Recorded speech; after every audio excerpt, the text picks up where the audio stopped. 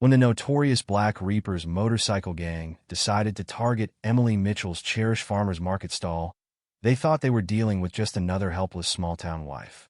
They couldn't have been more wrong. Behind the worn plaid shirts and calloused hands of her husband Jake lay the lethal precision of a Navy SEAL with 15 years of classified operations, a warrior who had traded his rifle for a plow, hoping to find peace.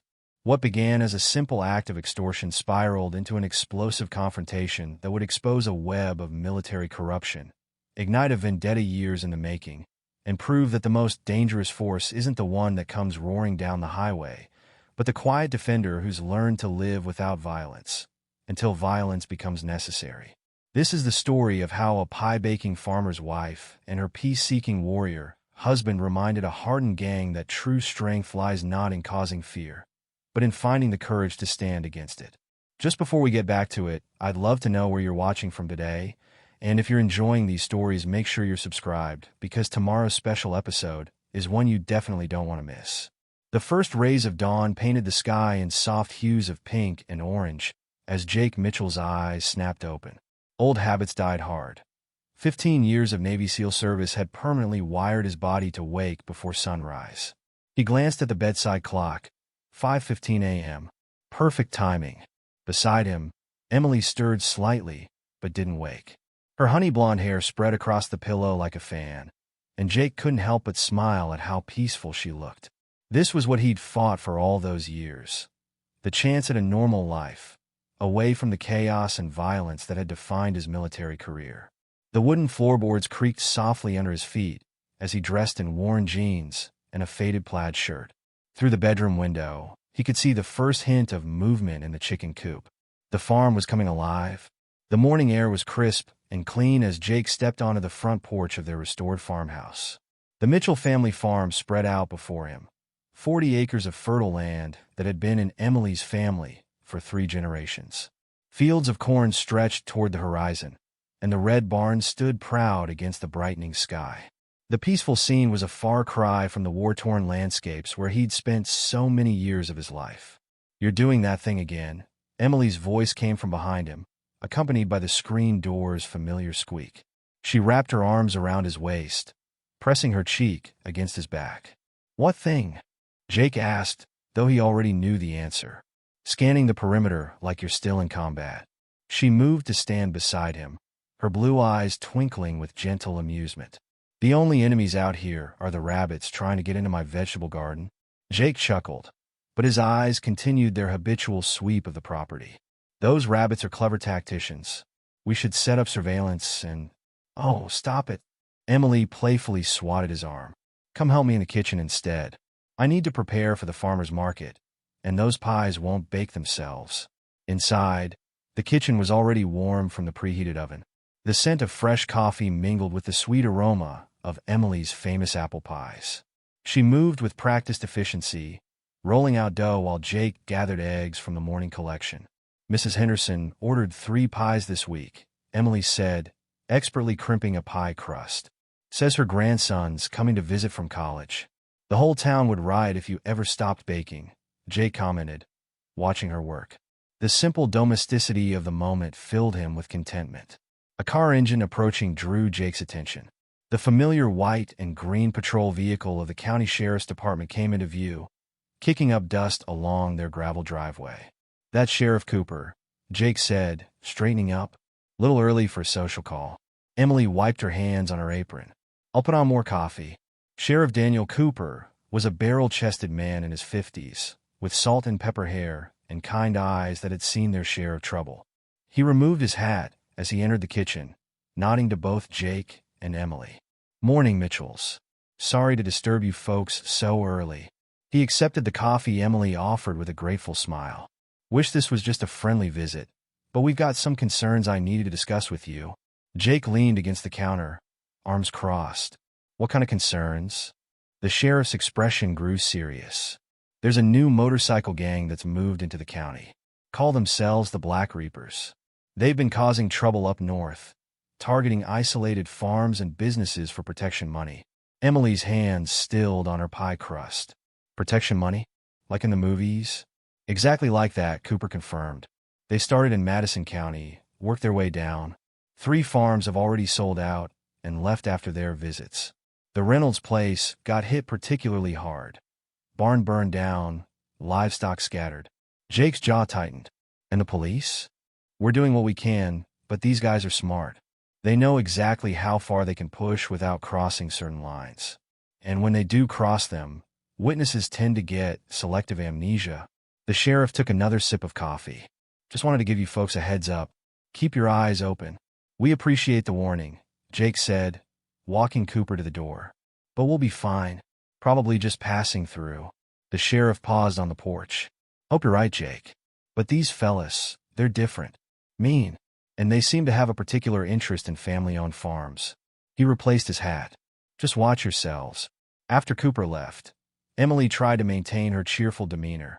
But Jake could sense her unease as she loaded pies and other baked goods into her truck for the market. It's probably nothing, she said, more to herself than to Jake. Just the sheriff being cautious. Jake helped her load the last of the boxes. Probably.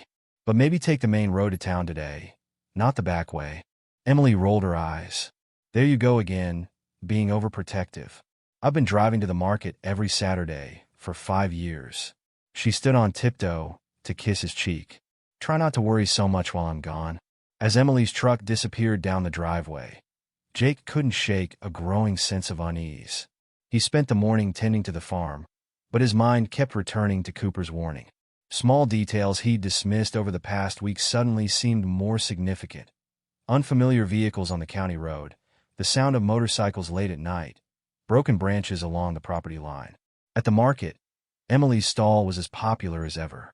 Regular customers lined up for her baked goods, and the morning passed in a pleasant blur of transactions and friendly conversation. It wasn't until mid-afternoon that the atmosphere changed. The man appeared suddenly at her stall, tall, muscular, with a leather vest adorned with patches she didn't recognize. A crude skull with wings dominated the back. His arms were covered in tattoos, and a thick chain hung from his belt loop. Smells good, he said, picking up one of her pies without asking. How much? $15, Emily replied, maintaining her professional smile despite her instinctive dislike of his manner. The man, who she would later learn was called Axel, laughed. $15 for a pie? Highway robbery. He set it down roughly. Tell you what, sweetheart. How about you give me one for free? Call it a community service. Emily's smile hardened. I'm sorry, but everything has a price. Ingredients aren't free, and neither is my time. Axel leaned forward, his knuckles whitening on the edge of her display table. Maybe you didn't hear me right. I'm offering you a chance to be neighborly. And maybe you didn't hear me, Emily replied, her voice steady despite her racing heart. Nothing here is free. You can either pay like everyone else or move along. A tense silence fell over the market. Other vendors watched nervously as Axel's face darkened with anger. Then, surprisingly, he smiled, a cold, calculating expression that sent chills down Emily's spine. You've got spirit, lady. I like that. He straightened up, adjusting his vest. We'll see how long it lasts. As he walked away, Emily noticed other leather-clad figures watching from the edges of the market. The other vendors quickly looked away when she met their eyes. Meanwhile, Jake had gone to the feed store in town for supplies. As he loaded bags of feed into his truck, a motorcycle rumbled into the parking lot. The rider, wearing the same winged skull patch Emily had seen at the market, took his time parking near Jake's truck. Nice setup you got there, the biker commented, lighting a cigarette. Mitchell Place, right? Been in the family long time. Jake continued loading his truck, every sense on alert. Long enough. Shame about family farms these days. Such fragile operations. The biker flicked ash in Jake's direction. All sorts of accidents can happen. Equipment breaks down, animals get spooked, fires start. Jake set down the last bag and turned to face the biker fully. Something in his stance, the way he carried himself, the cold focus in his eyes, made the biker take an involuntary step back. Thanks for the concern, Jake said quietly. But our operation is anything but fragile. That evening, after Emily returned and shared her experience at the market, they sat on the porch watching the sunset. The peaceful scene felt different now, charged with an underlying tension. Cooper was right. Emily said softly. They're already here? Jake nodded, his eyes scanning the tree line. I've been noticing things. Tire tracks where they shouldn't be, broken branches on the access roads, unfamiliar vehicles parking just within sight of the property. Why didn't you say anything? Didn't want to worry you if it was nothing. He took her hand. But it's not nothing, is it? Emily squeezed his hand. What are we going to do? Before Jake could answer, the distinct sound of a motorcycle engine echoed across the fields. A single headlight appeared at the edge of their property, hovering there like a malevolent eye. The engine revved aggressively several times before the bike turned and sped away, leaving only a cloud of dust and deep tire tracks in the soft earth. Jake's expression hardened as he watched the bike disappear into the growing darkness. We're going to do what we have to do. The rumble started as a distant thunder, growing louder with each passing second until it filled the air like an approaching storm. Jake was in the barn, repairing a broken tractor part, when the first echoes reached him. His hands stilled on the wrench as military instincts, dormant but never forgotten, kicked in. He counted the distinct engine sounds. 7 no, 8 motorcycles. Emily burst through the barn door, her face flushed. Jake, they're coming up the drive. I hear them. He wiped his hands slowly on a rag, his movements deliberate and calm. Stay behind me, but don't hide. We don't want to show fear. The Black Reapers rolled onto their property like a wave of black leather and chrome, their motorcycles kicking up dust clouds that caught the midday sun. They moved with practiced precision, forming a loose semicircle in front of the barn. The sound of 8 engines cutting off at once left an eerie silence in its wake. Jake recognized the leader immediately. Axel, the same man who had harassed Emily at the market. He wore his arrogance like his leather vest, proudly displaying the winged skull patch that marked him as a Black Reaper. Jake's trained eye didn't miss the bulges under their vests that suggested concealed weapons. Well, Axel called out, swinging off his bike with exaggerated casualness. Quite a nice place you got here, Mitchell. Real, picturesque.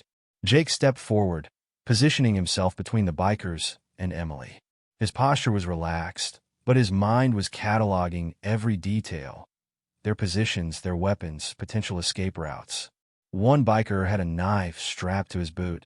Another wore brass knuckles like jewelry. The one on the far left kept his hand near his waistband, probably a concealed firearm. Can I help you gentlemen with something? Jake's voice was steady, courteous even, but carried an underlying firmness that made a couple of the younger gang members shift uneasily on their bikes. Axel spread his arms wide, like a benevolent king surveying his domain. Actually, we're here to help you. See, these country roads can be mighty dangerous. All sorts of bad things happen out here. Accidents, vandalism, theft. But lucky for you, we offer protection services to ensure nothing unfortunate occurs. Protection services? Emily stepped forward, her voice sharp with indignation. Is that what you call extortion these days? A few of the bikers chuckled, and Axel's smile widened. Now, little lady, this is business talk. Why don't you run along and bake some pies? Let the men handle this. Emily's cheeks flushed red. This is my family's farm, and I have every right. Emily. Jake's quiet voice carried a weight that made her pause. His eyes never left Axel as he spoke. How much for this protection? Well, considering the size of your operation. Axel made a show of looking around. Let's say $2,000 a month. Cash only, of course. Small price to pay for peace of mind. Jake noticed Emily's sharp intake of breath. $2,000 would cripple their monthly budget, and Axel knew it. That was the point, not just to extort money, but to slowly bleed them dry. That's quite an offer, Jake said, his voice still maintaining that eerie calm. But I'm afraid we'll have to decline. We've managed just fine on our own so far. Axel's friendly facade cracked slightly. Maybe you're not understanding the situation here, farmer. This isn't a choice. This is how things are going to be from now on. No, Jake said simply. It's not. The temperature seemed to drop several degrees as Axel stared at Jake, clearly unused to such direct refusal. His eyes narrowed as he studied Jake more carefully, perhaps sensing something wasn't quite adding up about this seemingly harmless farmer.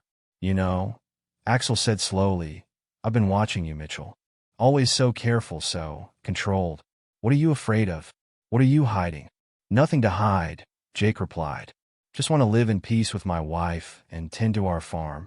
A burst of laughter came from one of the other bikers, a massive man with a shaved head and a serpent tattoo coiling up his neck.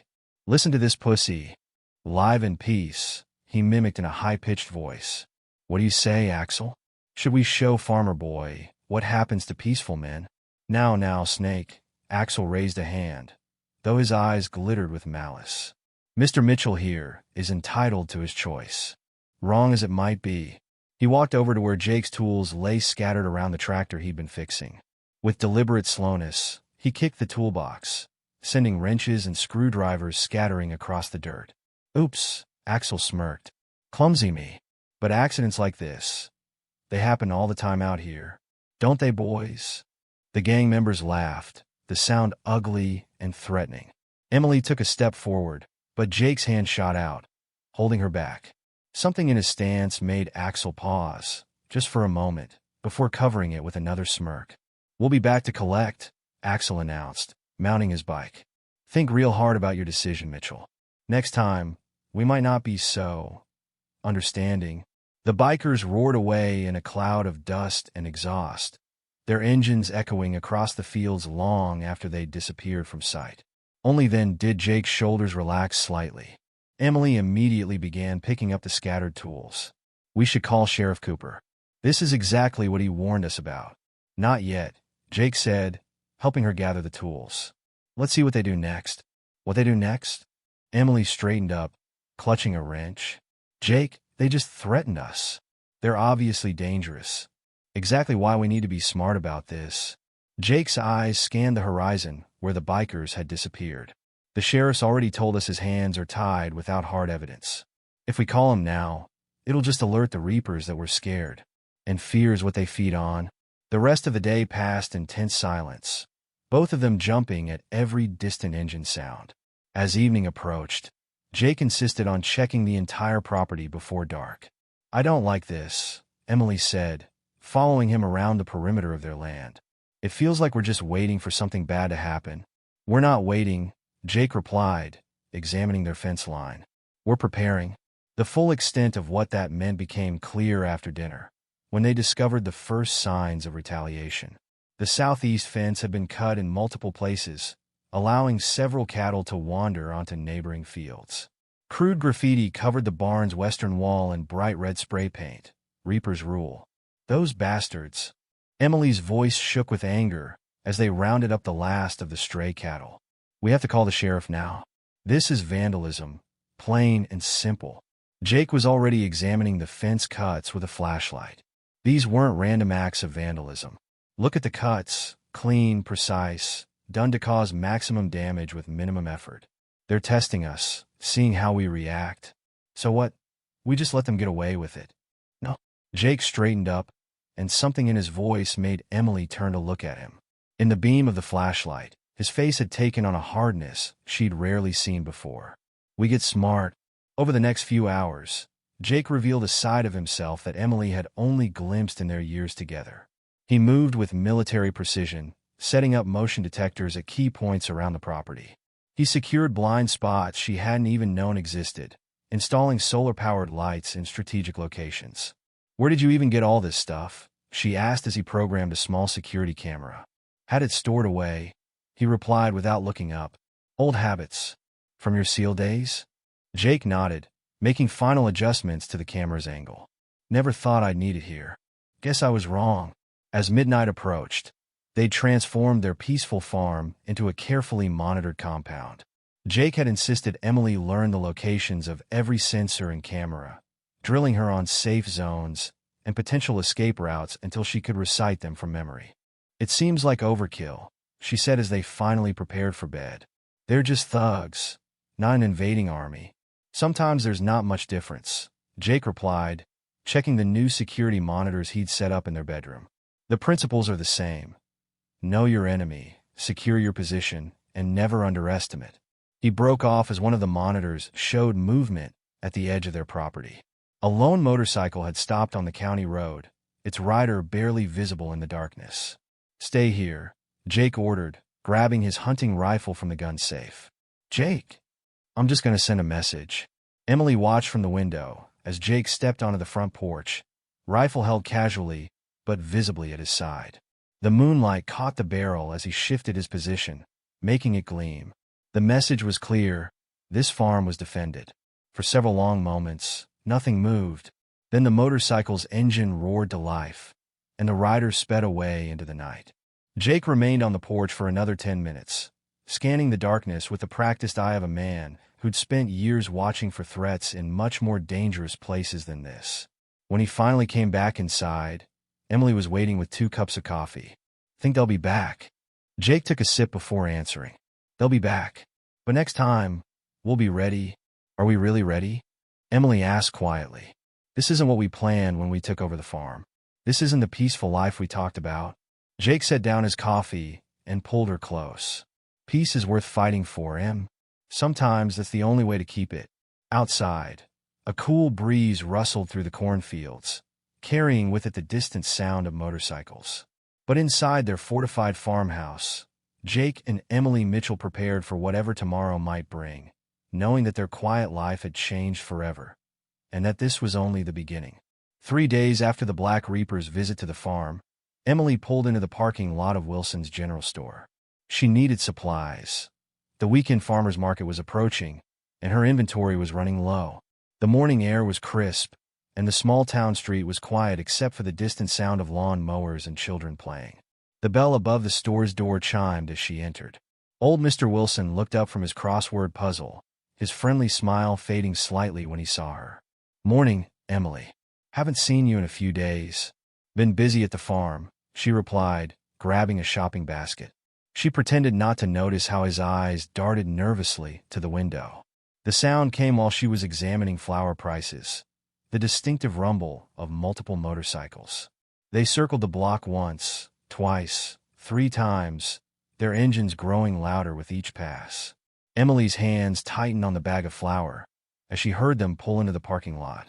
"You shouldn't be here alone, Mrs. Mitchell," Mr. Wilson said quietly, moving closer to her. "Those men, they've been asking about you."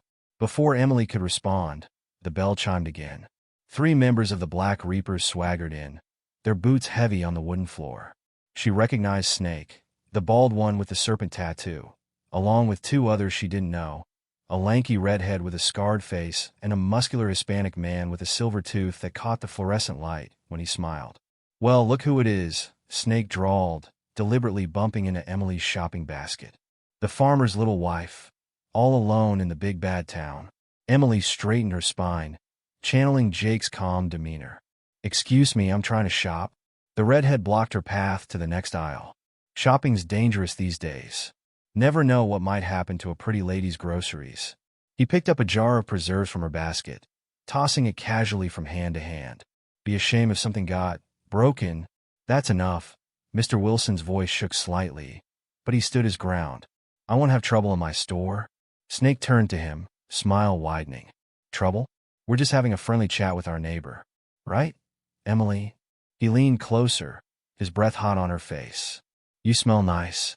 Bet you taste even better than those pies you bake." Emily's stomach churned, but she kept her voice steady. "Move, or I'll make you move." The bikers laughed, the sound echoing off the store's tin ceiling. "Feisty. No wonder Axel's so interested in you." Snake ran a finger down her arm. "Maybe we should take you for a ride. Show you what real men are like." The jar of preserves suddenly slipped from the redhead's hands, shattering on the floor. In the moment of distraction, Emily drove her knee up hard, catching Snake in the groin. He doubled over with a grunt of pain, and she shoved past him, abandoning her shopping basket as she ran for her truck. Their curses and threats followed her out the door. She fumbled with her keys, hands shaking as she heard motorcycles roaring to life. The truck's engine caught just as the first bike pulled alongside her window. "You're gonna regret that, bitch." Snake's face was twisted with rage as he pounded on her window. Emily threw the truck into reverse, nearly hitting the redhead's motorcycle as she backed out. Then she was on the street, accelerating away from town with 3 bikes in pursuit. The chase that followed tested everything Jake had taught her about evasive driving.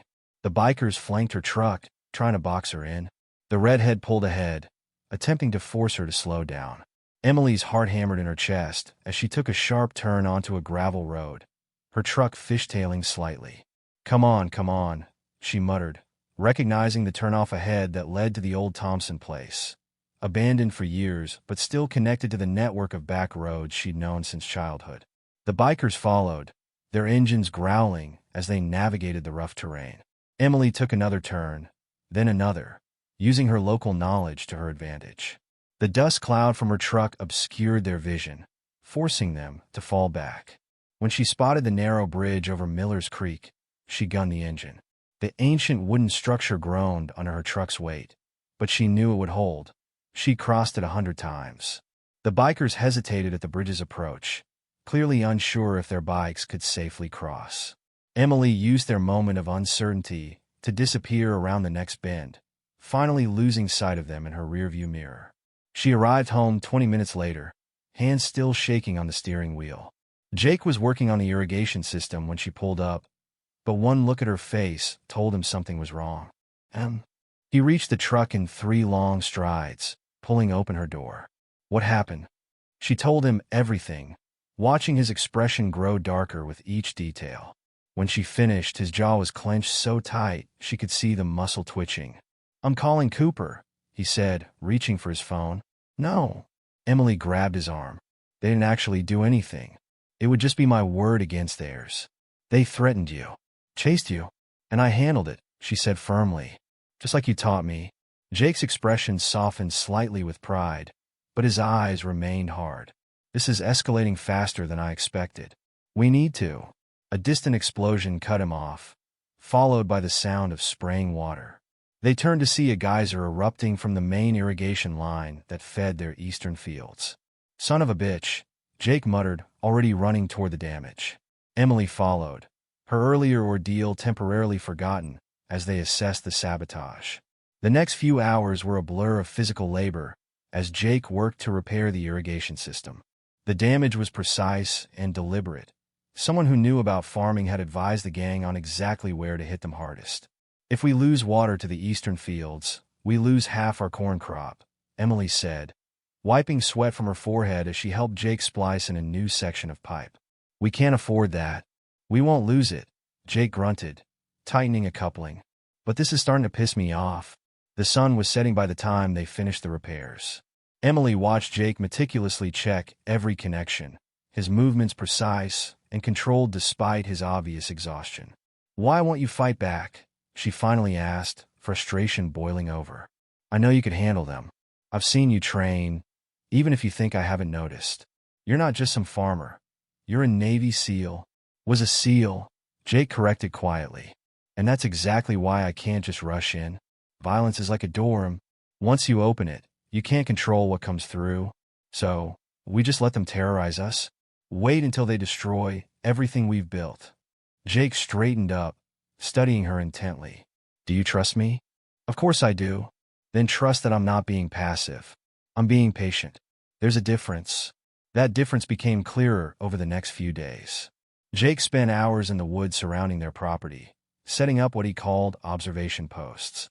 Emily watched him work with a methodical precision that reminded her that beneath his farmer's calluses lay the hands of a trained warrior. Sheriff Cooper visited again after Emily reported the irrigation sabotage, but his response was predictable. Without witnesses or clear evidence linking the damage to the Black Reapers, there's not much I can do, he said apologetically. Even if we brought them in, no judge would hold them on circumstantial evidence. So, they're just going to get away with it? Emily demanded. I didn't say that, Cooper replied, sharing a meaningful look with Jake. Sometimes justice takes time, and sometimes it comes in unexpected ways. After the sheriff left, Jake spent the evening setting up additional security measures. Emily helped him string nearly invisible tripwires in strategic locations, watching him carefully place cameras to record any intruders. These won't stop them, she observed. They're not supposed to, Jake replied, adjusting a camera's angle. We're gathering intelligence, not starting a war. The wisdom of this approach became apparent 2 nights later, when Jake intercepted a lone biker scouting their property. Emily watched from the kitchen window as Jake seemed to materialize out of the darkness beside the startled man's motorcycle. Nice night for a ride, Jake said conversationally, making the biker jump. though you might want to check your left tail light. It's been flickering for the past mile, and that loose exhaust mount could be dangerous at high speeds. The biker, a young man barely out of his teens, tried to hide his fear with bravado. You spying on me, old man?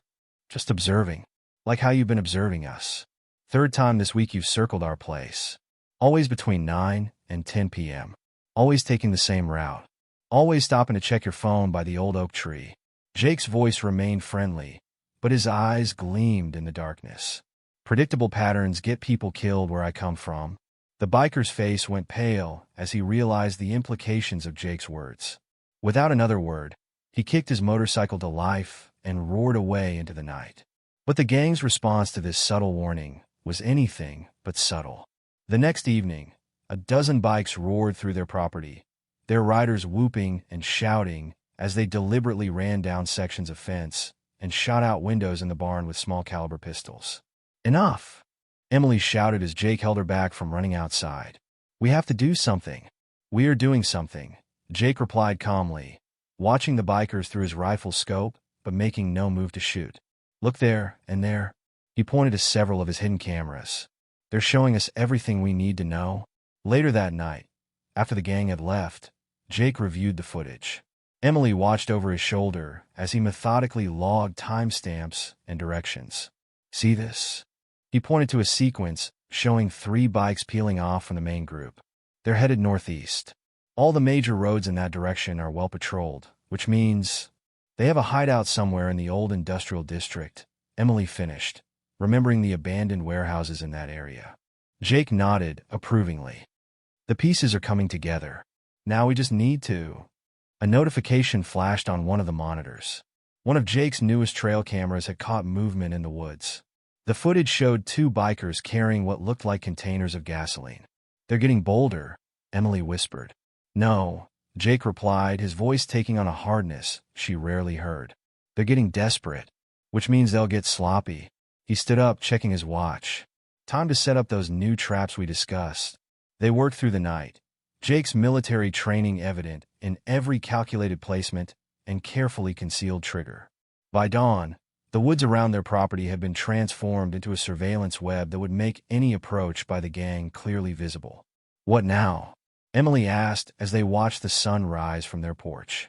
Jake's eyes scanned the tree line, where he knew his cameras were already recording every movement. "Now we wait. They've shown us their playbook. Time to write one of our own."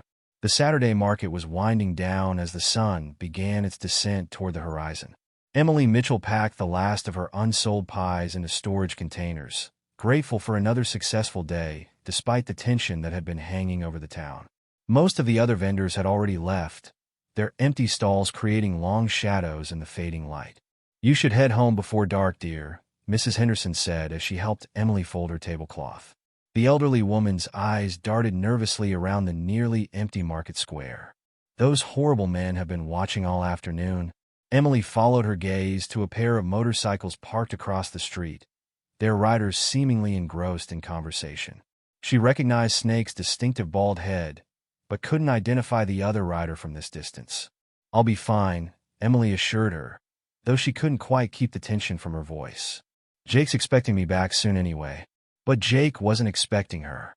She hadn't told him about staying late to fulfill a last-minute order for the church bake sale, not wanting to worry him more than he already was. As she loaded the last box into her truck, Emily glanced at her phone. No service. The town's notoriously spotty coverage was acting up again. The motorcycle engines roared to life as she pulled out of the market square, but Emily forced herself to drive normally. "Don't show fear," Jake's voice echoed in her head. "Fear makes you predictable." She took the main road out of town, maintaining a steady speed as she watched the motorcycles in her rearview mirror. They kept their distance, almost casual in their pursuit. 2 more bikes joined them at the county line, then 2 more. Emily's hands tightened on the steering wheel.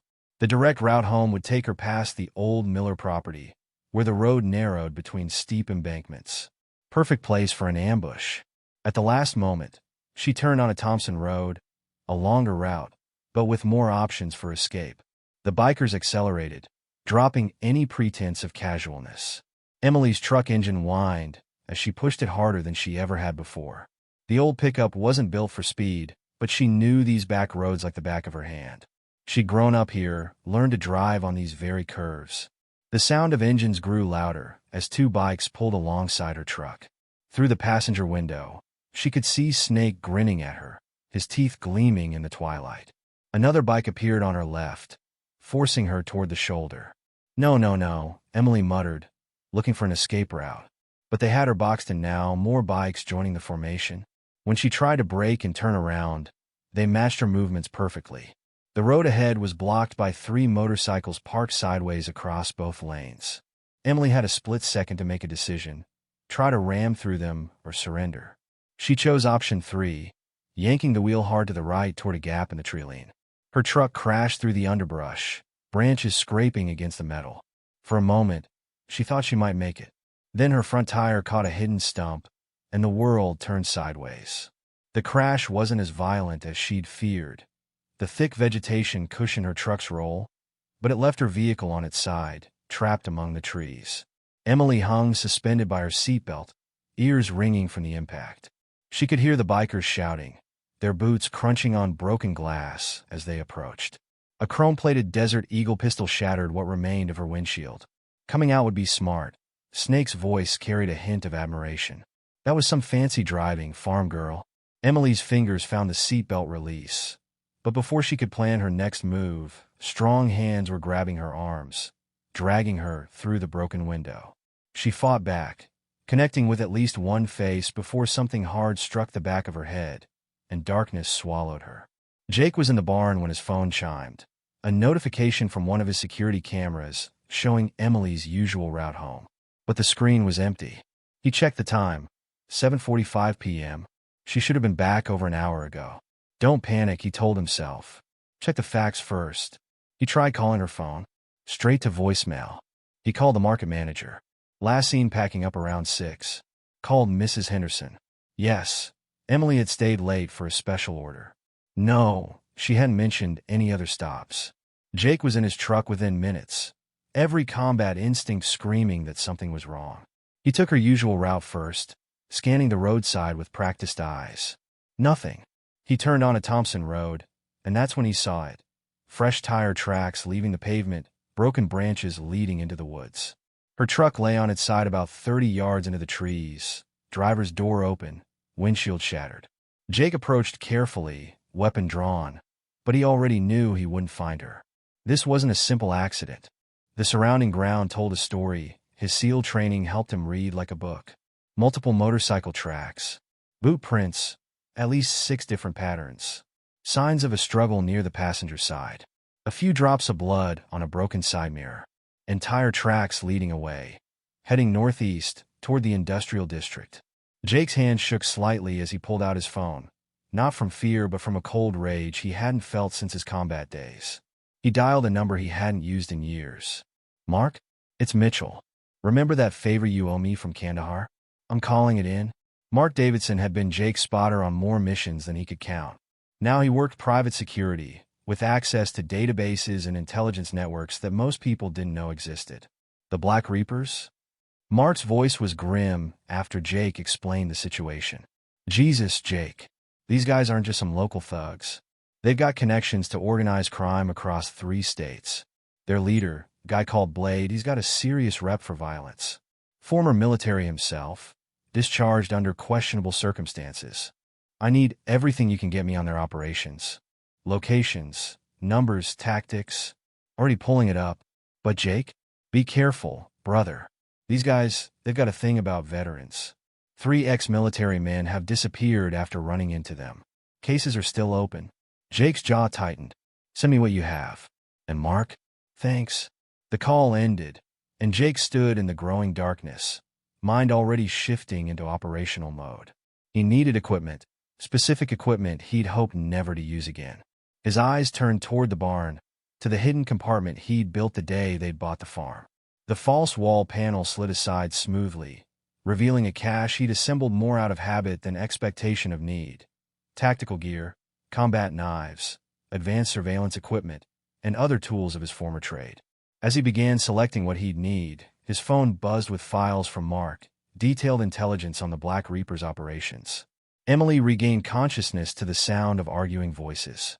She was tied to a chair in what appeared to be an old office, probably in one of the abandoned warehouses near the industrial park.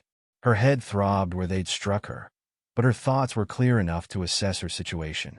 "This is stupid, Blade." Snake's voice carried through the thin walls.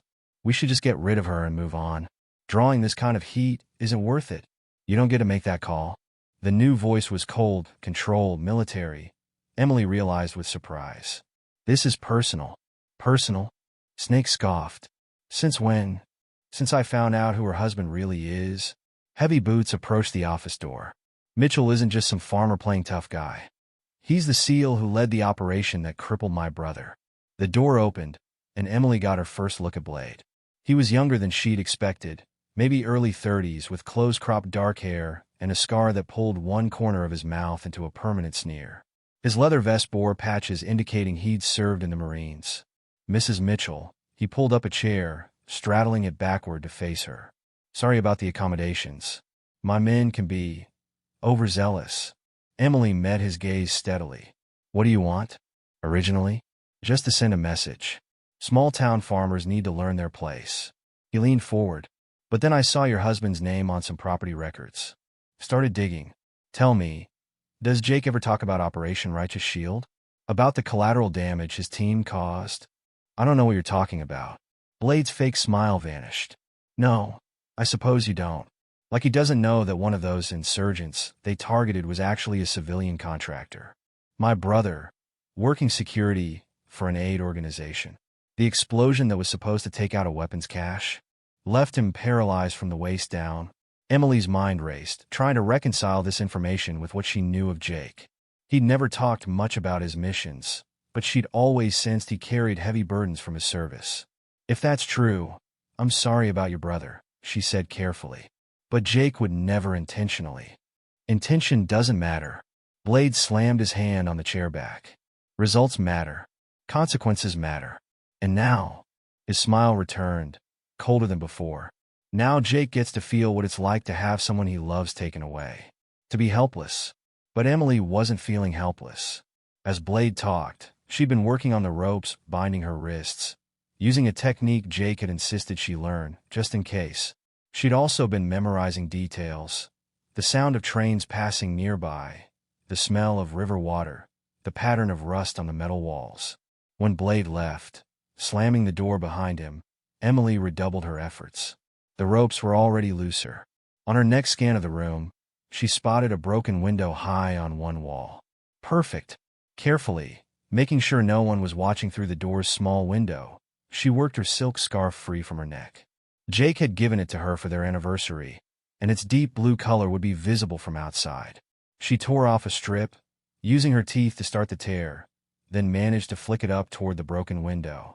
It caught on a jagged piece of glass, fluttering in the night breeze like a tiny flag.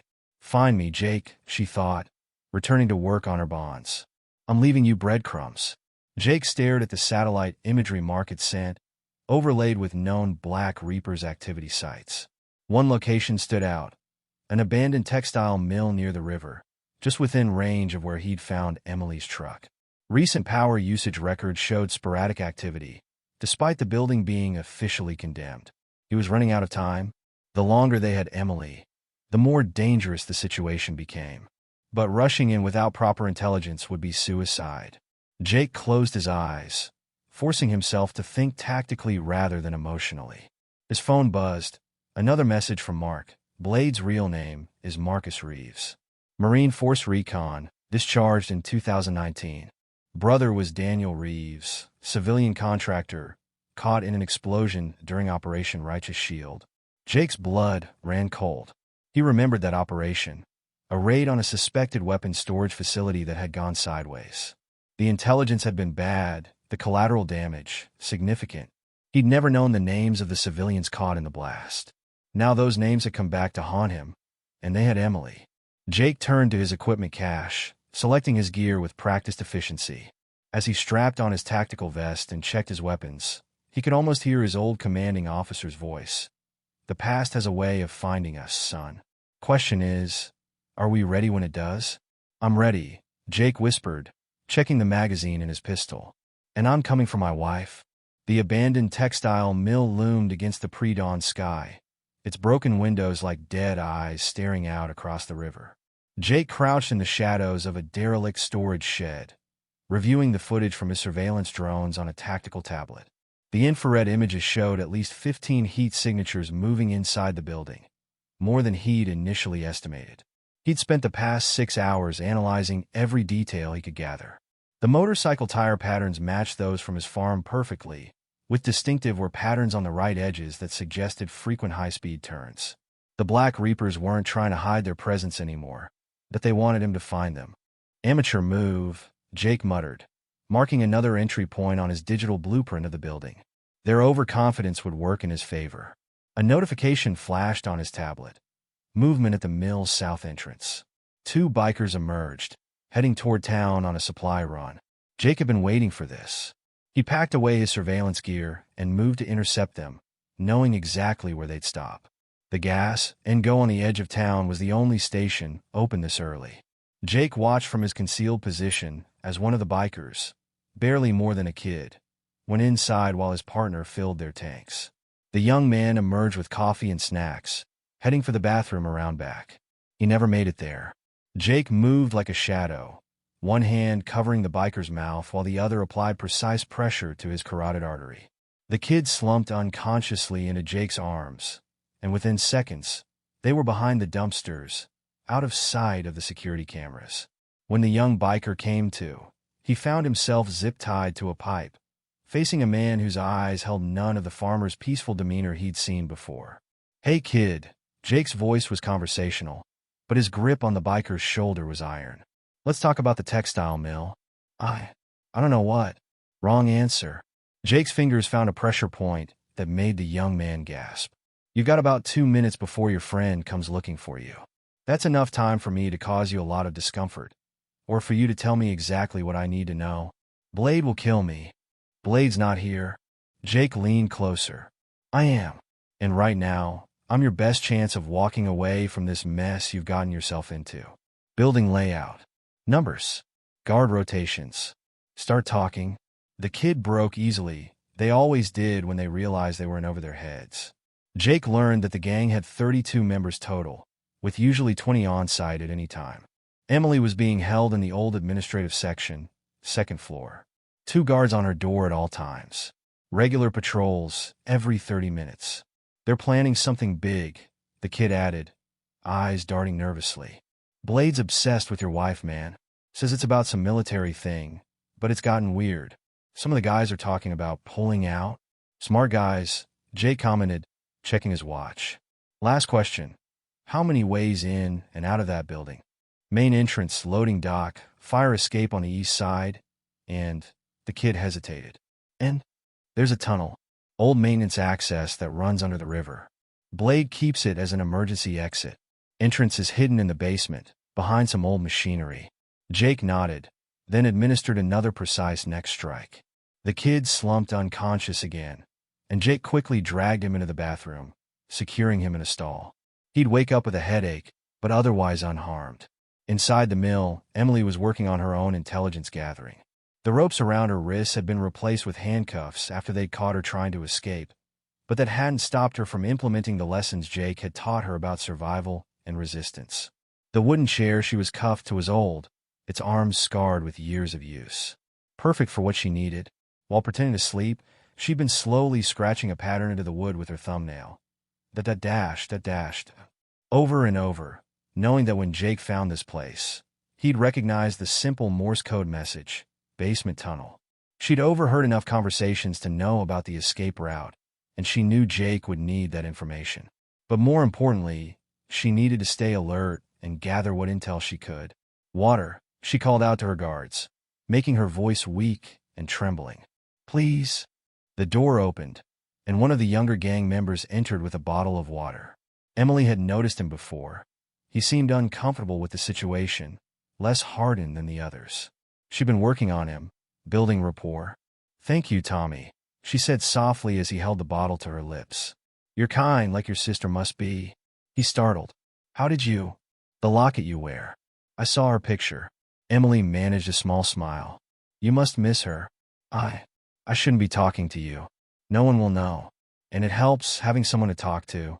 She let her voice crack slightly. They're going to kill me, aren't they? Tommy shifted uncomfortably. Blade says. He says it's just about sending a message. But you don't believe that. He glanced at the door nervously. Things are getting crazy. Half the guys think we should just let you go, cut our losses. But Blade, he's different now. Obsessed. Keeps talking about some military operation, about making things right. Emily filed away this information, noting the growing discord among the gang's ranks. You can help me, Tommy. Be better than this. I can't. But she saw the doubt in his eyes before he hurried out. Outside the mill, Jake was implementing the next phase of his plan. The roads leading to the factory were mostly abandoned, making it easy for him to set up his surprises. Caltrops scattered at key choke points would shred any motorcycle tires that tried to pass. Remote-triggered flashbangs hidden in drainage ditches would create chaos and confusion if reinforcements were called. But the most important part was staying invisible as he scouted the building itself. Jake moved like a ghost through the shadows, his SEAL training allowing him to spot patterns in the gang's security measures. They were sloppy, predictable in their patrols, lazy in their observations. He counted 8 cameras, but their placement left obvious blind spots. The guards smoked at regular intervals, creating windows of opportunity. And most importantly, they weren't watching the roof. A flash of blue caught his eye, a strip of familiar fabric fluttering from a broken second-floor window. Emily's scarf. His heart clenched at this sign of her resourcefulness. This message meant just for him. Now he knew exactly which room she was in. Jake was about to retreat to plan his entry when a commotion erupted from the building's east side. One of his early warning systems had been discovered, a tripwire connected to a simple noisemaker, designed to be found. What the hell is this? Snake's voice carried clearly in the morning air. Some kind of trap? Check the other approaches, Blade ordered, his voice tight with tension. Mitchell's been busy. Jake watched through his scope as the gang's confidence began to crack. They'd expected to be dealing with a simple farmer, not facing opposition from a trained military operator. Arguments broke out about the best way to handle the situation. We should move her, Snake insisted. He's going to come for her. Let him come, Blade cut him off. But double the guards. No one goes anywhere alone.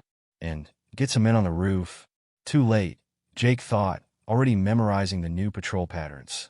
You're playing catch-up, and you don't even know it. He spent the next hour observing their heightened security measures, noting how the increased paranoia was affecting their effectiveness. Guards were jumping at shadows, arguing about jurisdiction, making mistakes. Inside her makeshift cell, Emily could sense the changing atmosphere. The guards were nervous, their conversations hushed and tense. Through her window, she caught glimpses of increased activity, of men carrying extra weapons and checking shadows. Your husband's out there, Blade said, entering her room suddenly. Isn't he? Emily met his gaze calmly. You wanted him to come? Isn't that the point? The point was to make him suffer. Blade slammed his hand against the wall. But he's turning it around, making my men nervous, making them doubt. Just like in Iraq. Always one step ahead, always so damn perfect in his planning. You don't have to do this, Emily said quietly. Whatever happened to your brother? Don't. Blade's face contorted with rage. Don't you dare try to reason with me. This ends one way, with Jake Mitchell broken, just like Danny was broken. And you're going to help me do it. But as he stormed out, Emily allowed herself a small smile. She'd seen something in Blade's eyes that he couldn't hide: fear. Jake returned to his hidden observation post as darkness fell, reviewing everything he'd learned. The gang's numbers, their positions, their weaknesses, all carefully noted and factored into his developing plan. But most importantly, he confirmed that Emily was alive and fighting in her own way. He prepared his gear methodically, each piece checked and rechecked. Weapons cleaned and loaded. Communication equipment tested. Medical supplies ready. The next few hours would determine everything, and he couldn't afford any mistakes. A message from Mark flashed on his phone. Local PD suddenly got an anonymous tip about illegal activities at the textile mill. They're planning a raid tomorrow morning. Jake smiled grimly as he chambered a round in his suppressed pistol. The police raid would make an excellent diversion, but he had no intention of waiting that long. Tonight, He would remind the Black Reapers why Navy SEALs were the most feared special operations forces in the world. "I'm coming, Em," he whispered into the gathering darkness. "Just hold on a little longer." His plan was ready. Simple, direct, and lethal, just like his training had taught him. The gang's increased security wouldn't matter. Their numbers wouldn't matter. In the end, only his will to get Emily back would matter. Jake checked his watch. 2 hours until the moon set. Then he would move, and the real violence would begin. The textile mill's electrical transformer hummed quietly in the darkness, a metal box mounted on a pole at the edge of the property. Jake approached it silently, his movements fluid and practiced. The security camera watching the transformer had already been disabled, its feed looped to show nothing but empty ground. 2 guards stood nearby, sharing a cigarette and complaining about the increased security measures. Jake could take them out quickly, but that would alert others to his presence. Instead, he waited, counting on human nature and poor discipline. Sure enough, within minutes, one guard wandered off to relieve himself while the other became absorbed in his phone. Jake's first shot came from his suppressed rifle, not at the guards, but at the transformer itself. The bullet struck precisely where he'd aimed, triggering a cascade of electrical failures. The entire compound plunged into darkness, accompanied by surprised shouts and cursing from inside. Emergency lights flickered to life, running on backup generators, but they provided only minimal illumination. Jake was already moving, his night vision goggles giving him a decisive advantage. Through them, he could see the chaos unfolding inside the building. Heat signatures moving frantically, people bumping into each other in the dark. "Check the breakers." "What the hell happened?" "Someone get to the generator." Jake slipped through a broken window on the ground floor, entering what had once been the main production area. Massive looms stood like silent sentinels, creating a maze of shadows and hiding places. The first guard he encountered was easy, a quick strike to the throat, followed by pressure on the carotid artery. The man slumped silently, and Jake zip-tied him before moving on. "This is what happens when you cut corners on maintenance," Snake's voice echoed from above. "Probably just old wiring finally giving out." "Nothing just happens anymore," Blade responded. "Not with Mitchell out there. Double the patrols now." Too late, Jake thought, claiming another guard with a precise chokehold. "You're already losing control." Upstairs in her makeshift cell, Emily heard the commotion and knew instantly what it meant. Jake was coming. She'd been preparing for this moment, carefully observing her guards' patterns and weaknesses. The young one, Tommy, was on duty tonight along with a harder case named Rico. Emily waited until the emergency lights stabilized, then began her performance. She slumped in her chair, letting her head loll forward. "Hey," Rico called out. "What's wrong with her?" Emily remained limp as footsteps approached. A rough hand grabbed her chin. "Probably dehydrated," Tommy said, worry evident in his voice. "We haven't given her water in hours. Blade will kill us if anything happens to her." Rico cursed. "Get some water. I'll radio it in." The moment Rico turned to use his radio, Emily struck. Her head snapped up, smashing into his chin with a satisfying crack. As he staggered back, she threw her weight sideways, breaking the weakened chair leg she'd been working on for hours. Tommy fumbled for his weapon, but his hesitation cost him. Emily swung the broken chair leg like a club, catching him in the knee. Both guards were down, groaning, when the door burst open. Jake stood there, a dark figure in tactical gear, his night vision goggles giving him an otherworldly appearance. For a moment, Emily hardly recognized him. This wasn't her gentle farmer husband, but the Navy SEAL he'd once been. His voice was soft with relief as he quickly cut her free. "Are you hurt?" "I'm okay." She rubbed her wrists where the cuffs had chafed. "But we need to end this, Jake. They won't stop coming after us." Jake nodded, checking the hallway. "That's the plan. But first, I'm getting you out of here." "No." Emily's voice was firm. "I'm not leaving you to face them alone. I can help." This isn't. I know where they keep their ammunition stores. I know their patrol patterns. I know which ones are likely to run and which will fight to the death." She met his eyes steadily. "I'm not a liability, Jake. Let me help." A series of explosions from the lower floor interrupted them, the first of Jake's preset charges detonating near the gang's motorcycle storage. "Fine," Jake said after a moment. But you stay close and do exactly what I say. He handed her a spare pistol, and together they moved into the hallway. Jake's tactical gear included several more explosive charges, which he began placing at key structural points as they progressed through the building. The confusion below was growing. Without power and with their vehicles threatened, the gang's cohesion was rapidly breaking down. Emily could hear arguments breaking out, accusations being thrown. "This is suicide," someone shouted. "Mitchell's a freaking seal. Blade's lost it, man. I'm out. Cowards. Find them, or I'll kill you myself." They encountered 3 more guards as they worked their way through the building. Jake dealt with them efficiently, using non-lethal but incapacitating techniques that Emily recognized from his occasional training sessions at home. "There," Emily whispered, pointing to a stack of crates. "That's their main ammunition storage. They've been stockpiling for weeks." Jake planted his largest charge there, setting the timer carefully. "This will make sure they can't regroup here, even if they wanted to." They were heading for the rear exit when Axel appeared at the end of the corridor, his chrome Desert Eagle gleaming in the emergency lights. Well, he sneered, though Emily could hear fear under the bravado. "The farmer's got some teeth after all." Jake pushed Emily behind him, his own weapon trained on Axel's chest. "Walk away, Axel. This doesn't have to end badly for you. You don't get it, do you?" Axel's laugh was hollow. "Blade's been planning this for years. Researching you, studying your operations, learning everything about what happened to his brother. This was never about money or territory. It's about making you suffer like Danny suffered." "Danny Reeves," Jake said quietly, "the civilian contractor in Iraq. Tell Blade I remember him. Tell him I'm sorry about what happened. But this won't change that." "Sorry." Axel's face twisted.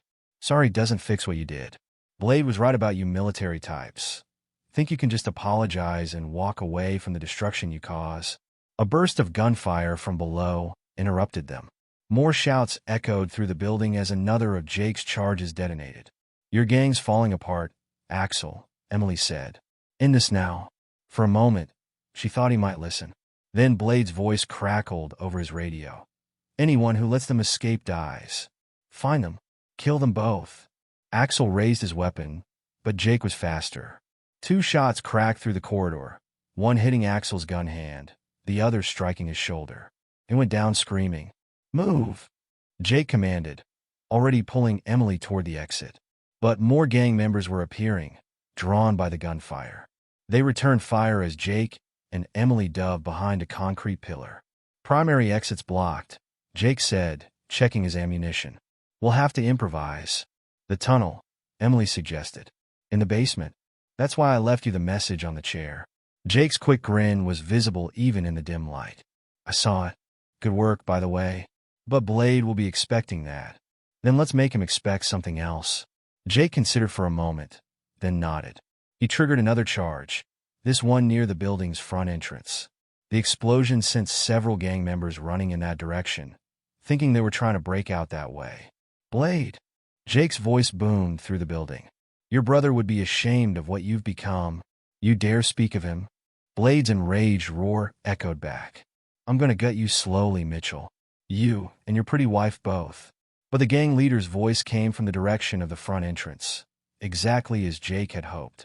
He and Emily moved quickly toward the basement stairs, encountering only token resistance. Most of the gang members had either fled or were responding to Blade's orders to secure the front of the building. They reached the basement level just as the main ammunition storage exploded above them. The blast rocked the entire structure, sending dust and debris raining down. "Time to go," Jake said, leading Emily toward the hidden tunnel entrance. "That explosion will keep them busy, but not for long." Behind them, they could hear Blade's furious commands. "They're getting away. Find them. Don't let them reach the tunnel." "Well," Emily managed a grim smile as they located the concealed entrance. "At least we know we're going the right way." Jake checked the tunnel entrance for traps before letting them enter. "Stay behind me. Walk exactly where I walk. They'll be right behind us." The sound of pursuing footsteps echoed down the stairs as they disappeared into the darkness of the tunnel. The Real chase was about to begin. The maintenance tunnel emerged from beneath the river a quarter-mile from the textile mill. Jake and Emily burst from its exit into the cool night air, the sound of pursuing footsteps echoing behind them.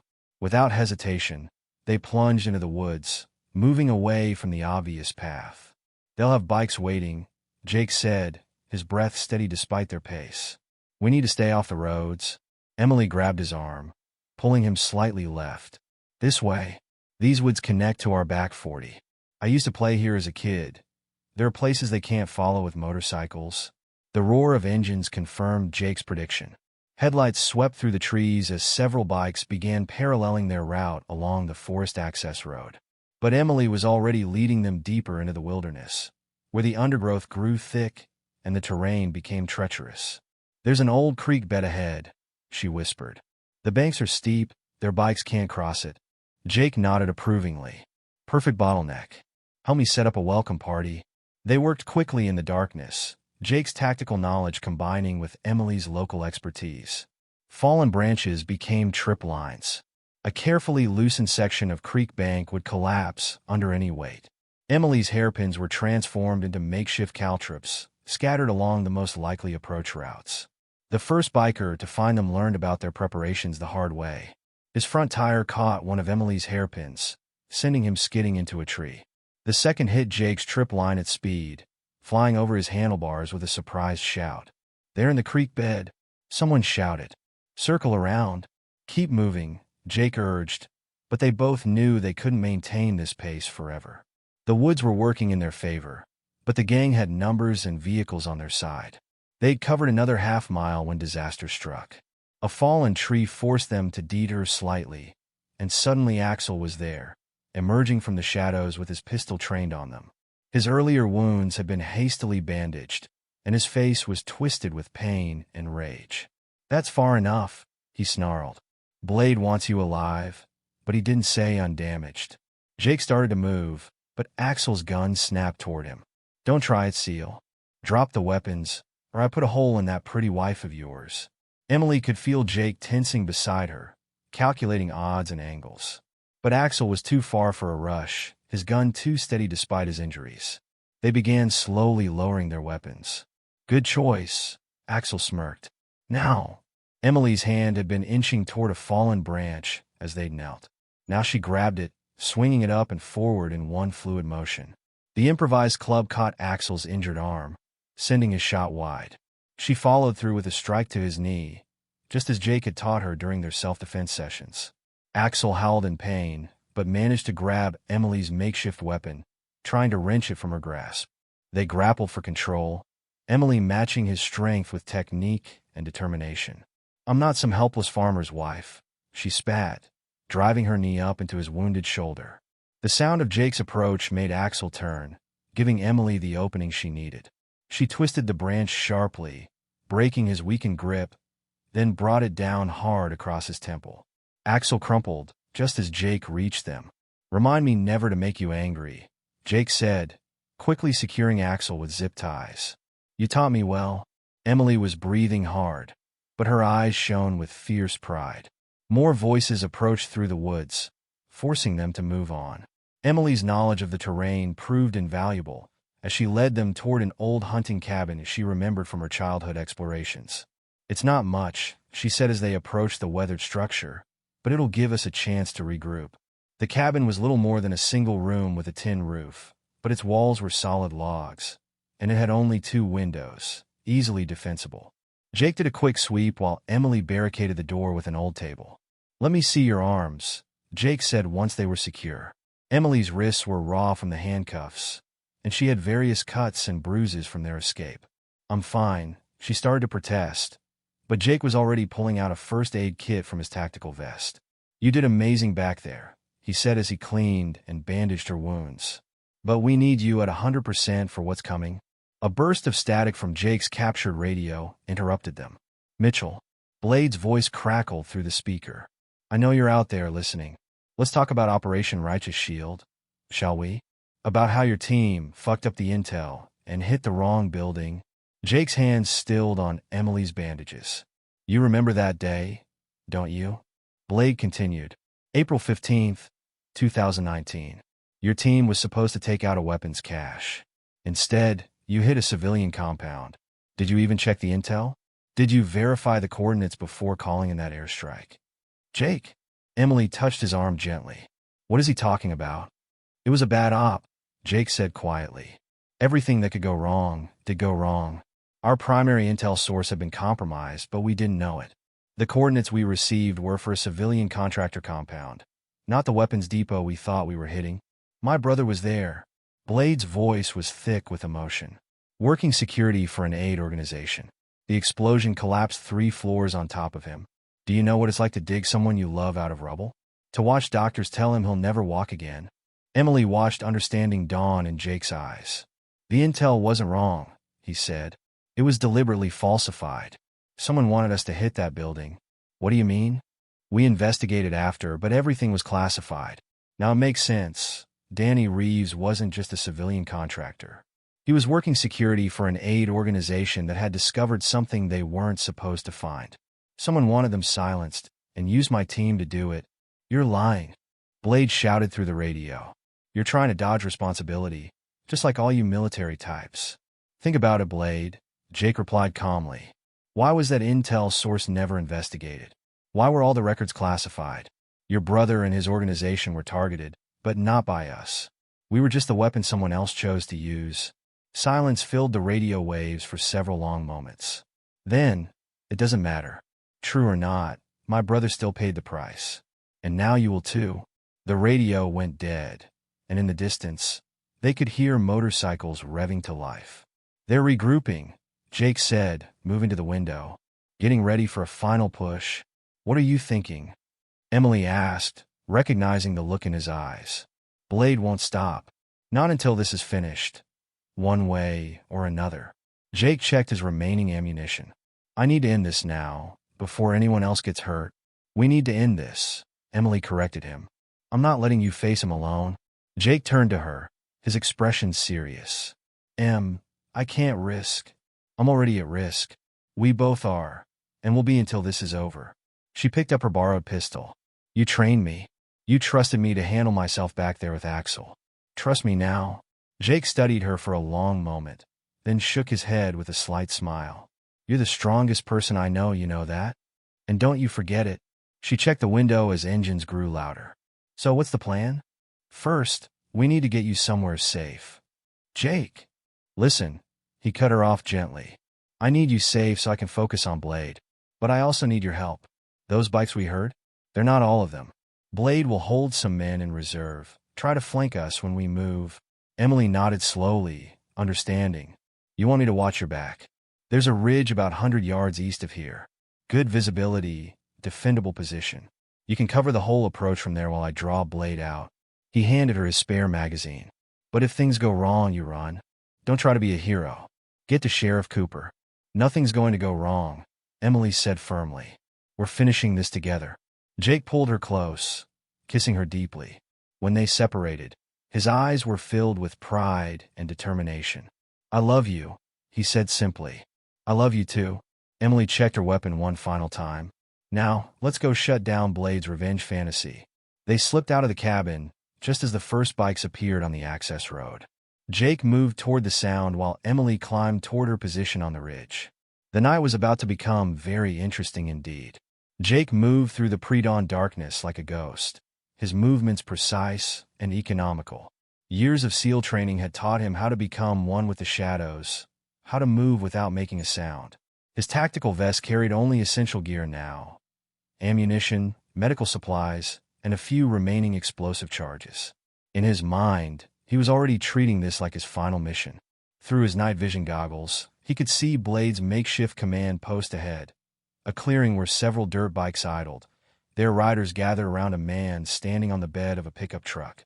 Even from this distance, Jake could hear Blade's voice carrying through the trees. Mitchell isn't just some farmer, Blade was saying, his voice charged with a dangerous mix of rage and charisma. He's a trained killer, a man who drops bombs on innocent people and calls it collateral damage. He's exactly the kind of threat we formed this brotherhood to fight against. Murmurs of agreement rose from the assembled bikers. Jake counted 15 men, less than half of Blade's original force, but still dangerous. Tonight we end this. Blade continued, his voice rising. Tonight, We show him that his military training, his government backing, his whole corrupt system means nothing against our brotherhood. Who's with me? The bikers raised their fists, their cheers echoing through the woods. Jake noted how Blade had twisted the narrative, turning a personal vendetta into a righteous crusade. It was clever, giving his men a cause to fight for beyond simple revenge. Back at the Mitchell farm, Emily was putting her own plan into action. She'd returned home using the back trail she knew by heart, moving carefully to avoid any of Blade's patrols. Now, standing in the darkened farmhouse, she could see two bikers watching the property from the road. Time to thin their numbers a bit, she muttered, moving to the circuit breaker. With quick, precise movements, she began flicking switches in a pattern that would have made Jake proud. Lights began coming on throughout the property. First the house, then the barn, then the storage sheds. To anyone watching, it would look like multiple people moving through the buildings. Emily smiled grimly as she saw the bikers on the road sit up straighter, reaching for their radios. In the woods, Jake's radio crackled quietly. Movement at the Mitchell farm, a voice reported. Multiple lights. Looks like they're searching for something. Blade's response was immediate. Rodriguez, Peters, check it out. Could be Mitchell went back for supplies. The rest of you, spread out and sweep these woods. He has to be here somewhere. Jake watched as two bikes peeled away from the group, heading toward his farm. He tensed, wondering if Emily had made it to her hiding spot on the ridge, but he couldn't risk breaking radio silence to check. The remaining bikers split into smaller groups, just as Jake had anticipated. He followed the first group, for men moving sloppily through the underbrush, their flashlight beams dancing wildly through the trees. The first two went down without a sound, precise strikes to the throat, and Temple dropping them before they could cry out. The third managed to turn, catching a glimpse of Jake's shadow, but a quick leg sweep followed by an elbow to the base of the skull put him down. The fourth reached for his radio, but Jake was already there, applying pressure to exactly the right point on his neck. Within seconds, all four were zip-tied and unconscious. Group 2, report. Blade's voice came through the captured radio. When no response came, Group 2, respond immediately. Something's wrong, a deep voice rumbled, Tank, Blade's second-in-command. Let me find him. Be careful, Blade warned. I know what he is. Tank cut him off. I've been waiting for this. Jake heard heavy footsteps approaching his position. Tank wasn't trying to be quiet. At 6'4" and nearly 300 pounds, the massive biker moved with surprising grace for his size. Jake had noticed him during the initial confrontation at the farm, noted the way he carried himself.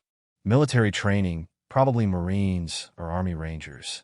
Come on out, SEAL, Tank called softly. Let's settle this properly. Jake considered his options. He could avoid this fight, continue picking off the smaller groups. But Tank would keep hunting him, and time wasn't on his side. Better to deal with this now. He stepped into a small clearing, keeping his movements fluid and relaxed despite the tension coursing through his body. Tank stood waiting, a mountain of a man silhouetted against the pre-dawn sky. No weapons, Tank said, dropping his gun belt. Just skill against skill? Jake set aside his own weapons. You're on the wrong side of this fight. Maybe. Tank's smile was visible even in the dim light. But I've always wanted to test myself against a SEAL. The big man moved with explosive speed, closing the distance between them in 2 long strides. His first punch could have ended the fight if it had landed, but Jake was already moving, deflecting the blow, and countering with a precise strike to Tank's kidney. What followed was a brutal display of close-quarters combat. Tank's size and strength were fearsome, but Jake's SEAL training had taught him how to fight opponents of any size. He used Tank's momentum against him, turning powerful strikes into glancing blows while delivering his own precise attacks to vulnerable points. But Tank was good, very good. A hammering blow caught Jake's ribs, sending shock waves of pain through his body. He rolled with the impact, converting the fall into a sweep that took Tank's legs out from under him. Both men scrambled to their feet, breathing hard. You're holding back, Tank observed, spitting blood from a split lip. Worried about killing me? Worried about wasting time, Jake replied, cataloging his injuries. Bruised ribs, possibly cracked. Growing fatigue in his muscles. This fight doesn't need to happen. Tank's response was another rush, this time feigning high before dropping for a tackle. Jake sprawled defensively, but caught an elbow to his injured ribs. Stars exploded in his vision as pain lanced through his side. Training took over. Jake stopped fighting fair, stopped worried about causing permanent damage. His next sequence of strikes targeted nerve clusters and joints, using precision rather than power. Tank's right knee buckled under a precisely placed kick. His left shoulder dislocated from a joint lock.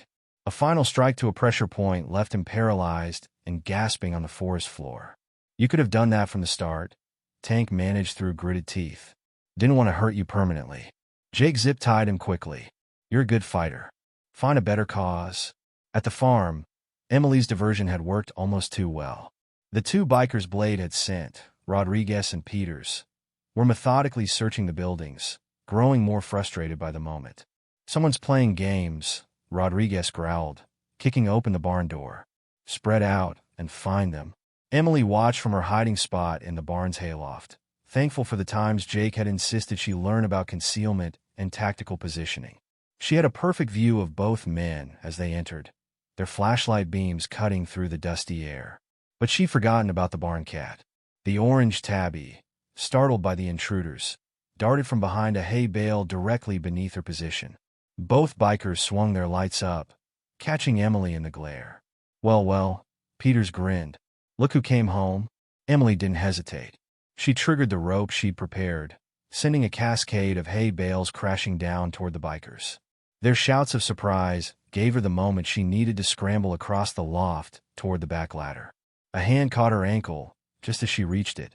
Rodriguez had managed to avoid the hay bales and was pulling her down, his face twisted in anger. Emily kicked out hard, catching him in the nose, but Peters was there now too, blocking her escape route. Jake, she whispered into the small radio hidden in her jacket, another piece of equipment she'd grabbed from his cache. Barn. Trapped. 2 tangos. She didn't wait for a response, knowing Jake would already be moving.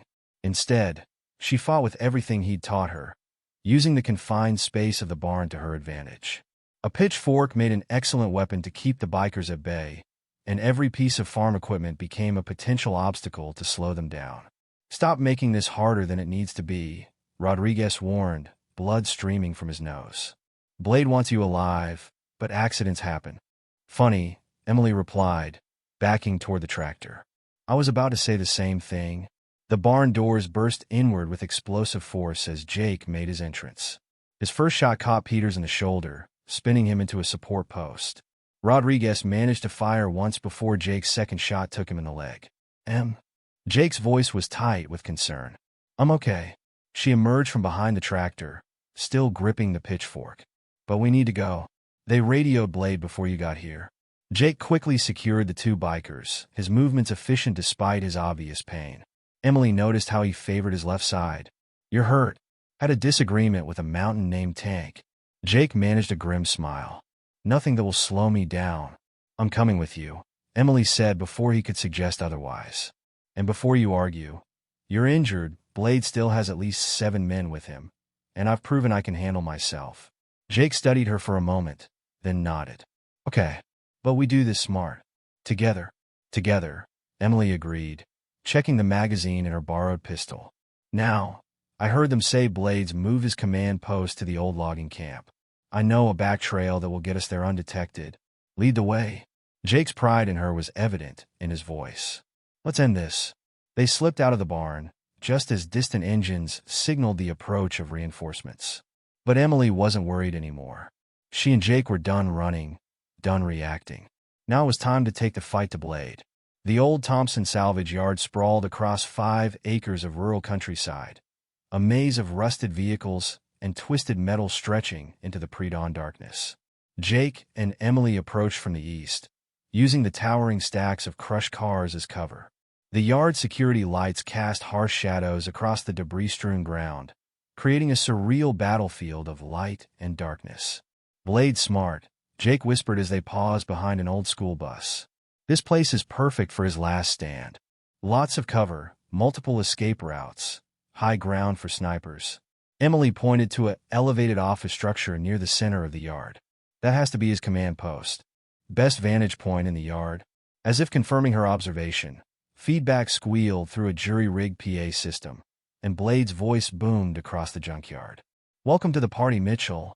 His tone was almost jovial, but with an underlying edge of madness.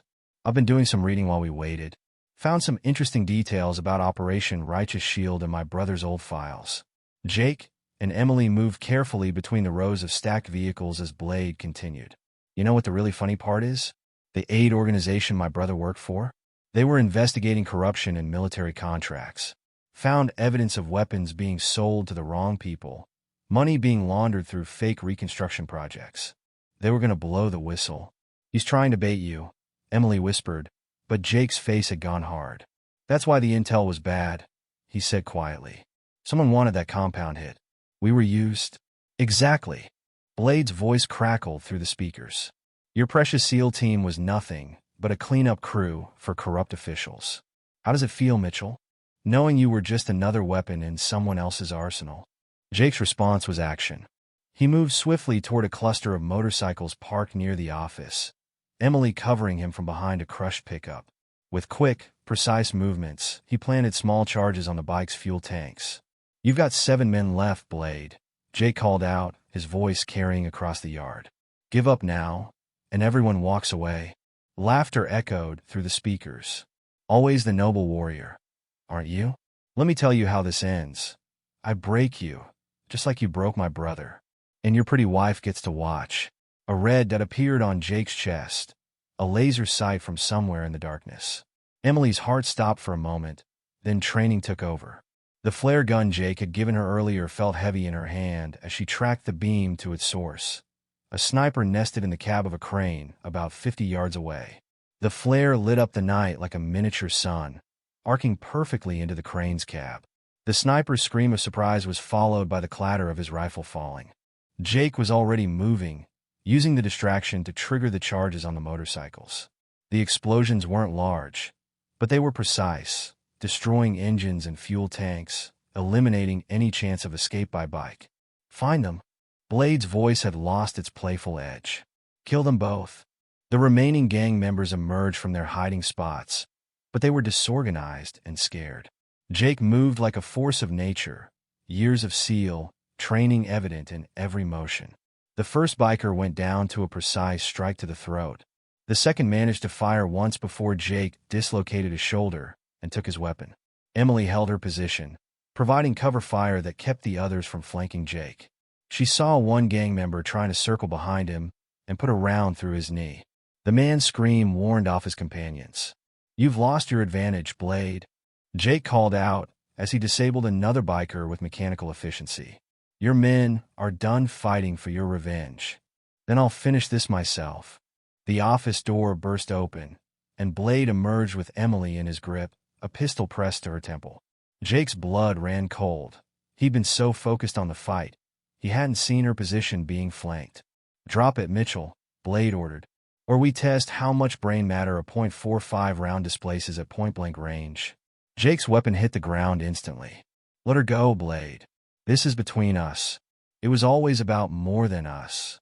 Blade's voice cracked with emotion. "This is about justice. About consequences.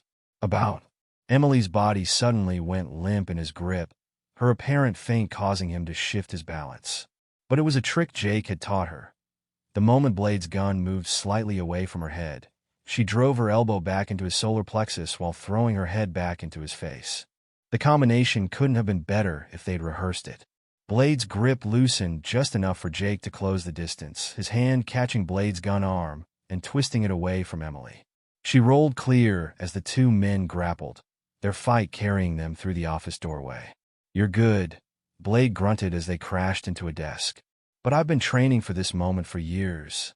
A hidden knife appeared in his hand, its blade catching the fluorescent office lights. Jake barely managed to dodge the first slash, feeling the steel whisper past his cheek.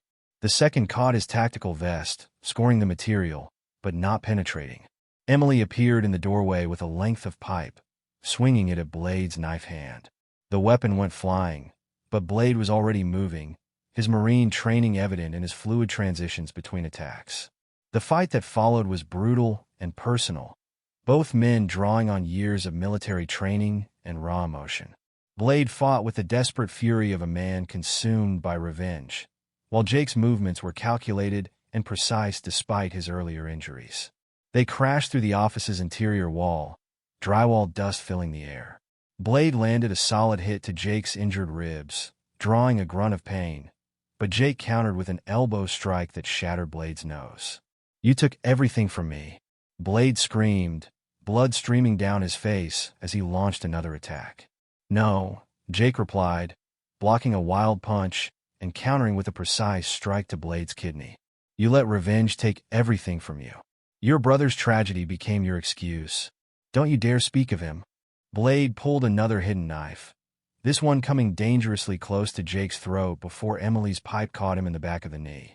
Jake seized the opening, disarming Blade with a brutal wrist lock before transitioning into a chokehold. Blade struggled violently, but Jake's technique was perfect. Within seconds, the gang leader's movements began to weaken. "Do it," Blade gasped, hatred still burning in his eyes. "Finish it."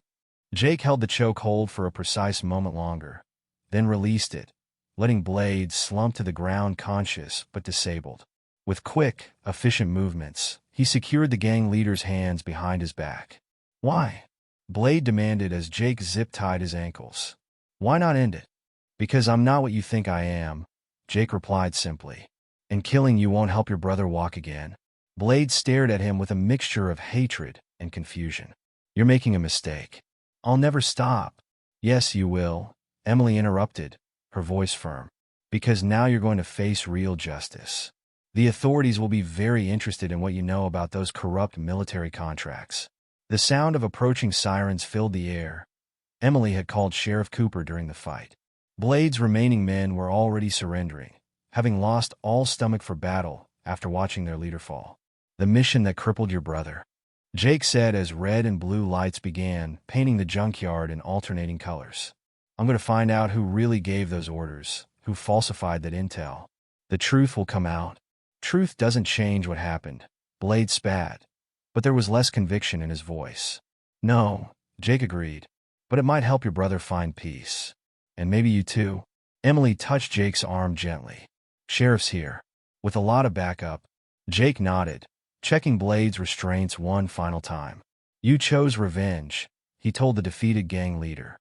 "I'm choosing justice. We'll see which path leads to healing." They emerged from the office to find the salvage yard flooded with law enforcement vehicles. Sheriff Cooper was directing his deputies to secure the scene, his eyebrows rising at the sight of multiple disabled gang members scattered across the property. "Quite a mess you've got here, Mitchell," Cooper commented dryly. "Had some unwanted visitors," Jake replied. "They didn't take kindly to being asked to leave." Emily squeezed his hand as paramedics began treating the injured bikers. "Let's go home," she said softly. "I think we both could use some peace and quiet." Jake looked at his wife, dirty, bruised, but unbroken, and felt a surge of pride and love. She had proved herself every bit as strong as he'd always known she was. "Home sounds perfect," he agreed, "though we might need to fix a few things first, like the barn, and the fence, and probably half our equipment." Emily managed a tired smile. "Good thing I married someone who's handy with tools." "Good thing I married someone who's handy in a fight," Jake countered, pulling her close as they watched Blade being led to a waiting police car. The sun was finally rising, painting the sky in brilliant oranges and pinks. A new day was beginning, and with it, the chance to rebuild what had been broken. But more importantly, they had each other, stronger now for having faced this challenge together. "Think we'll have any more trouble with motorcycle gangs?" Emily asked as they walked toward Cooper's waiting vehicle. Jake smiled, his arm around her shoulders. "Somehow, I think our reputation might discourage that sort of thing from now on."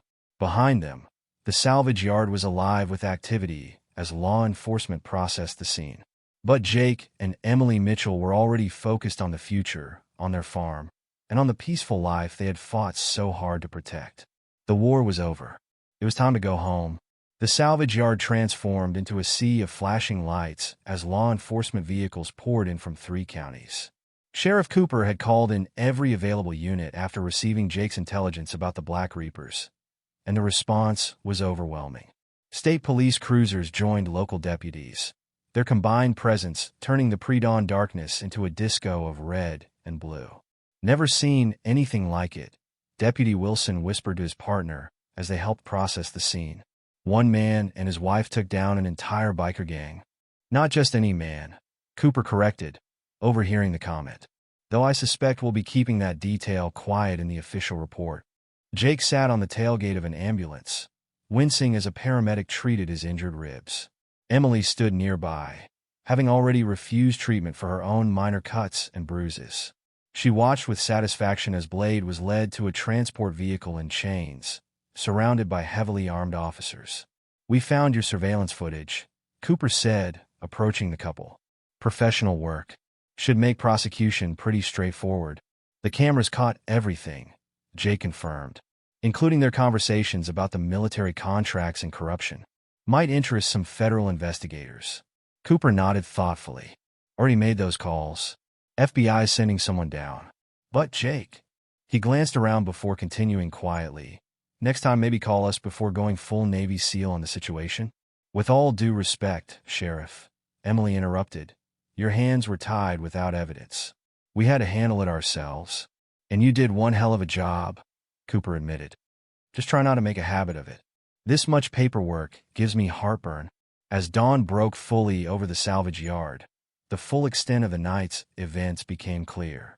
24 Black Reapers in custody, multiple illegal weapons seized, and enough evidence to put Blade away for a very long time.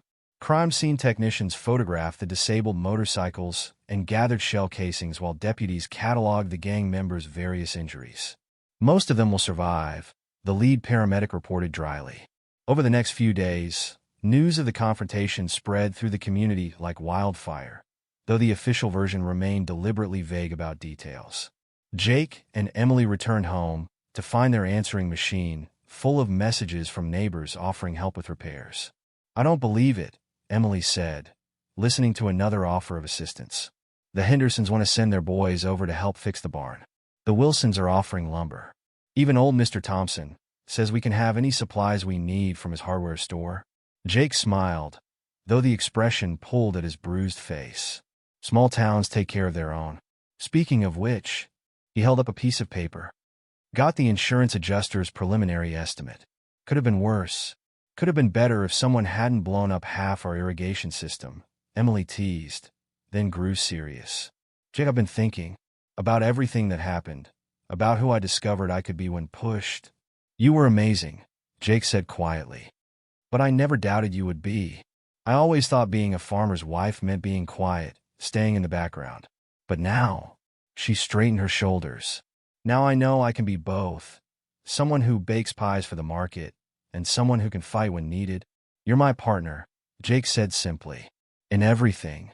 Their conversation was interrupted by a knock at the door. A courier stood on their porch, holding a thick envelope with official military seals. "Mr. Mitchell?"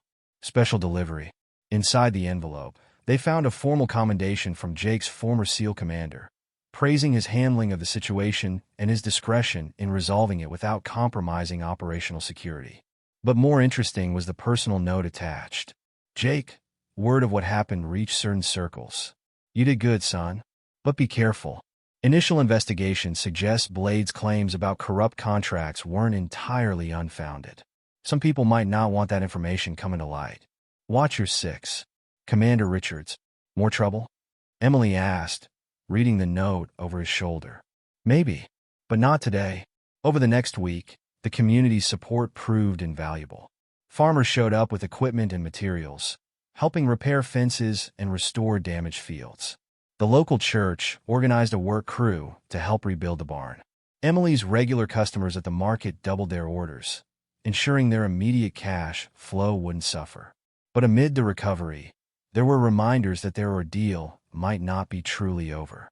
Sheriff Cooper visited one afternoon as they were planting new corn in the eastern field, his expression serious. "Thought you should know," he said, watching Jake drive in support posts for new irrigation pipes. "Blade's been making calls from jail."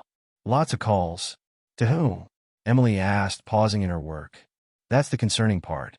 We've traced connections to 3 other motorcycle gangs across state lines, plus some interesting calls to burner phones we can't trace. Blade might be down, But his network, that's another story. Jake drove the last post into place with perhaps more force than necessary. Let them come. We'll be ready. Just wanted you aware, Cooper said. I'll keep you updated if we hear anything specific. That evening, as the sun painted the sky in brilliant oranges and reds, Jake and Emily sat on their porch swing, looking out over their restored fields. The farm was healing, much like they were. New crops pushed through the soil where damaged ones had been cleared away. The rebuilt barn stood strong against the sunset. You know what I realized? Emily said, leaning against Jake's shoulder. When I was in that factory, tied to that chair, I wasn't actually scared. Not really. I knew you were coming. But more than that, I knew I could handle whatever happened. You're stronger than you knew, Jake agreed. Stronger than I am in some ways. We're strong together, she corrected. And we're gonna need that strength. Blade wasn't working alone, was he? Jake shook his head slowly. No. Whatever he stumbled into with those military contracts, it goes deep. His brother's aid organization found something big, something worth silencing them over. People like that, they don't just walk away. Then we'll face them too, Emily said firmly. Together, in his cell at the county jail, Blade sat silently, staring at the wall. The bruises from his fight with Jake were fading, but the fire in his eyes burned brighter than ever. A guard passed by, pausing to deliver a message. Your lawyer called. Says some people are very interested in keeping you quiet about certain matters, offering help with your case. Blade's only response was a thin smile. Back at the farm, the evening deepened into true darkness. Security lights Jake had installed came on automatically, their soft illumination pushing back the shadows. New cameras watched the perimeter, more sophisticated than before.